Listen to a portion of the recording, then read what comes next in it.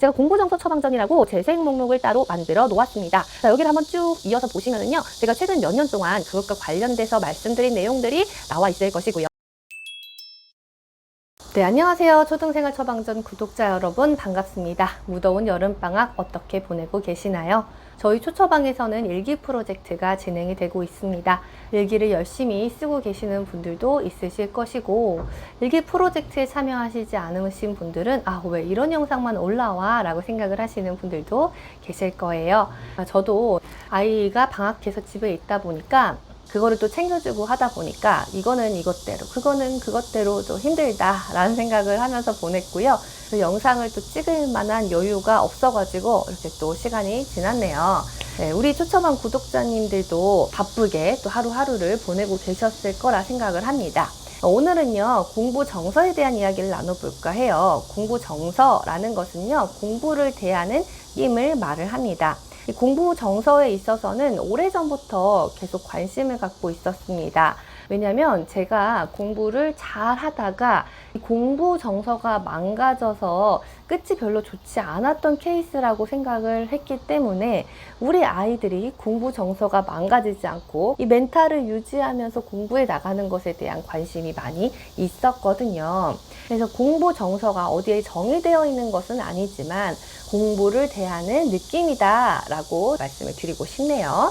학교에서도 공부를 잘하고 못하고 하고는 상관이 없이 그래도 공부하는 게 재밌다 라고 생각을 하는 사람 손을 들어봐라 라고 말을 하는데, 평소에 좀 예상을 했던 친구들이 손을 들어요. 그러려면은 일단 학습 구멍 없이 어느 정도는 따라와야 돼요. 이게 확 부진함이 생긴다거나 확 못해버린다거나 하면은 공부가 재미있기가 쉽지 않죠. 하지만 꼭 상위권이고 이래야만 공부가 재미있다라고 느끼는 건 아닙니다. 평소에 이 호기심 어린 눈빛, 공부를 재미있게 하려고 하는 의욕적인 태도, 이런 데서 공부 정서가 좋다라고 느끼는 친구들이 손을 드는 거죠. 자, 그럼 공부 정서가 좋으려면은 어느 정도의 객관적인 성취는 있어야 한다라는 것이고, 그 다음 두 번째는 또 중요한 게 공부라는 것이 고독하고 힘든 과정입니다. 그런 과정이 올 때마다, 맞닥뜨릴 때마다 주위에서 어떻게 말을 해주고 어떻게 상호작용을 하느냐가 이 고비를 넘길 수 있게 도와준다라는 거예요. 그래서 양육자 혹은 부모님과의 이 관계, 상호작용의 질, 이런 것들이 영향을 미칠 수밖에 없죠.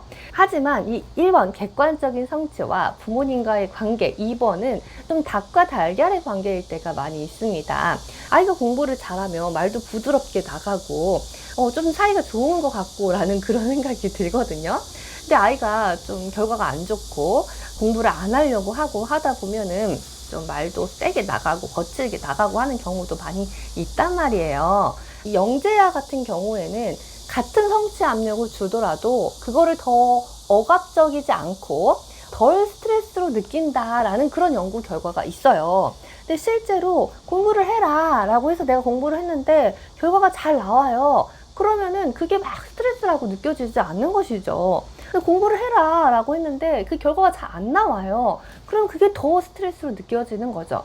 그러니까 성취 압력은 주관적이기 때문에 엄마는 10으로 준다고 생각을 하지만 그거를 아이가 몇 주로 받아들일지는 사실 아이에 따라서 다르다라는 것입니다. 그래서 저는 스트레스 하나도 안 주는데요 라고 말을 하지만 아이는 또 어떻게 느끼느냐가 달라진다라는 것이죠. 그래서 아이의 성향에 따라서 우리가 공부에 대한 성취 압력도 주어야 하는데요. 객관적인 성취가 좋아야 된다라고 해서 꼭 1등 상위권을 의미하는 건 아니라고 했습니다. 내가 성장이 일어나고 있고 학습 구멍 없이 나아가고 있다라는 그런 느낌이 느껴지면 된다라는 거예요. 공부를 아무리 상위권으로 하고 있어도 공부 정서가 좋지 않은 경우들도 많이 있습니다. 왜냐하면 너무 지나치게 성취 압력을 많이 이렇게 받고 있다거나 내 역량보다 더 너무 많이 받고 있다거나 나의 영혼을 끌어 모아가지고 공부를 하고 있다거나 이런 다양한 경우들이 있겠죠. 닭과 달걀의 관계가 아닌가 라고 생각을 하지만 어떤 게 우선이냐를 떠나서 이 부모님과의 관계에 어떤 소통을 하는지, 멀리 나아가서는 이 부모님이 스스로 나 자신과의 관계가 어떻게 되는지까지가 공부 정서에 영향을 준다라고 생각을 합니다. 공부라는 것은 어쨌든 학업을 하는 이 시기에 꽤 많은 비중을 차지하는 시간이라는 거죠. 내가 다른 것을 잘함으로 인해서 얻는 자존감도 있지만 꽤 긴 시간 동안 이 공부라는 것을 도구로 해서 뭔가 문제를 해결해 나가고 완수해 나가는 이 경험을 통해서 얻는 자존감도 있다라는 것입니다. 또 평생 공부를 해야 된다라고 하잖아요. 학사, 석사, 박사 이 학위를 따야 되는 공부가 아니라 내가 어떤 분야에서 끊임없이 새로운 것을 알아가는 것이 공부라는 거죠. 저는 공부가 지적인 불균형에 놓여 있는 거라고 생각을 합니다. 그래서 모르는 것에서 아는 것으로 넘어가는 과정이 공부이고, 이 지적인 불균형 속에서 평생 공부를 해 나간다라면은 분명히 자기 분야에서 빛을 발하는 사람이 될 것이고, 평생을 새로운 눈으로 바라볼 수 있는 사람이 될 것이라고 생각을 하고요. 그런 의미에서 우리 아이가 공부를 했으면 좋겠다라고 생각을 해요. 그럼 공부를 대하는 마음이 나는 어떤 마음인가, 그 유형을 한번 생각을 해보도록 하겠습니다. 첫 번째 유형은요, 공부 냉소형입니다. 아니, 우리 어릴 때만 해도 초등학교 때 뭐 공부했나? 초등학교 때 놀다가 중고등학교 때 빡세게 하고, 중학교 때 좀 하고 고등학교 때 빡세게 하면은 대학 잘 가는 시기였는데 뭘 초등학교 때부터 힘 빼고 그래? 라고 생각을 하는 거예요. 근데 이런 경우에는 실제로 내가 그렇게 별로 사교육 없이 공부를 했는데, 나는 이렇게 공부했는데 굳이 돈 투자하고 막 에너지 투자해서 초등학교 때 해야 돼? 라고 생각을 하는 거죠. 그 다음 두 번째 유형은요, 공부 화산형입니다. 이런 경우에는 내가 어렸을 때 공부를 이제 잘 했고, 그만큼 이제 부모님이 공부를 시켜주셔가지고 지금 누리고 있는 것들이 있는데, 우리 아이도 그렇게 누리게 해주겠다라는 경우가 있을 수가 있고요. 내가 어렸을 때 공부를 못했거나 안 했어요. 그래서 후회가 되는 거예요. 그래서 우리 아이만큼은 공부를 열심히 시키겠다라고 그렇게 생각을 하는 경우가 있는 것이죠. 요즘에는 무작정 막 공부만 시키기보다는 아이의 성향도 보고 또 관리를 하면서 공부를 시키려고 좀 세련되게 하려고 하는 경우들도 많이 있습니다. 그 다음 세 번째는 공부 지킬 앤 하이드형입니다. 말에서 볼 수 있듯이 좀 양면성을 가지고 있는 거예요. 그래서 공부는 스트레스야 라는 선입견이 이미 만들어져 있어요. 그래서 공부를 너무 하는 건 힘들어 라고 생각을 하지만 불안감이 계속해서 올라오는 거죠. 또 우리 아이에게 기대하는 바도 당연히 있고요. 그게 나쁘다라는 것은 아닙니다. 그래서 야, 공부 필요한 만큼만 하고 요즘에 뭐 공부 안 해도 먹고 사는데 지장 없어. 너무 스트레스 받지 말고 해. 라고 하다가 갑자기 이제 불안감이 올라오니까 그래도 기본은 해야지. 엄마가 다른 애들에 비해서는 막 시키는 편은 아니잖아. 이렇게 이제 본인이 어떻게 보면은 갈피를 정하지 못하고 이 소신을 정하지 못해가지고 이랬다 저랬다 좀 하는 거예요. 네, 그 다음은요, 공부 방임형이에요. 그러니까 이거는 공부를 아예 이렇게 손 놓아가지고 안 시키는 경우인데요.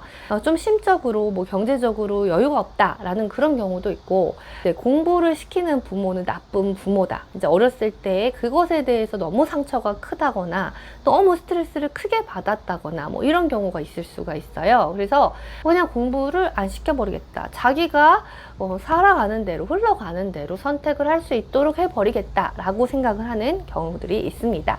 자, 그러면 우리 초처방 구독자분들은 어떤 유형의 부모인가요? 저희는 어떤 유형의 부모를 목표로 두어야 할까요?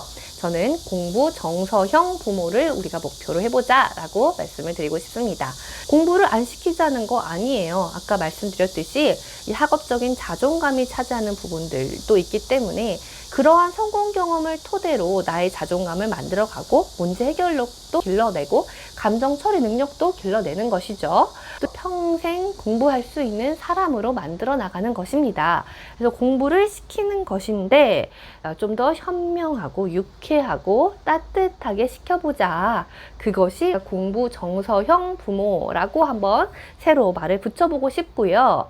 이런 공부 정서형 부모를 우리 초처방의 목표로 두고 한번 공부 정서를 지켜보자 라는 것입니다. 제가 공부 정서 처방전이라고 재생 목록을 따로 만들어 놓았습니다. 자, 여기를 한번 쭉 이어서 보시면은요, 제가 최근 몇 년 동안 그것과 관련돼서 말씀드린 내용들이 나와 있을 것이고요. 또 앞으로 영상을 쭉 올릴 것이고요.